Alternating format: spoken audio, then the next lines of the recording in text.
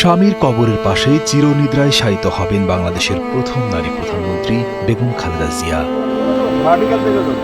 বিএনপির দলীয় সিদ্ধান্ত এবং পরিবারের ইচ্ছা অনুযায়ী ঢাকার শেরেবাংলা নগরে অবস্থিত জিয়া উদ্যানে সাবেক রাষ্ট্রপতি জিয়াউর রহমানের কবরের পাশেই বেগম খালেদা জিয়ার কবরের জন্য স্থান নির্ধারণ করা হয়েছে।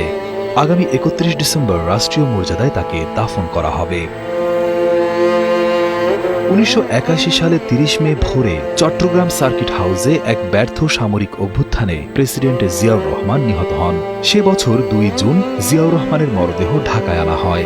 সংসদ ভবন এলাকাটি তার স্বপ্নের প্রজেক্ট ছিল এবং তিনি এই এলাকার উন্নয়নে ব্যাপক ভূমিকা রেখেছিলেন। তাই জাতীয় সংসদ ভবনের উত্তর পাশে ক্রিসেন্ট লেক সংলগ্ন জিয়া উদ্যানে তাকে রাষ্ট্রীয় মর্যাদায় সমাহিত করার সিদ্ধান্ত নেওয়া হয়।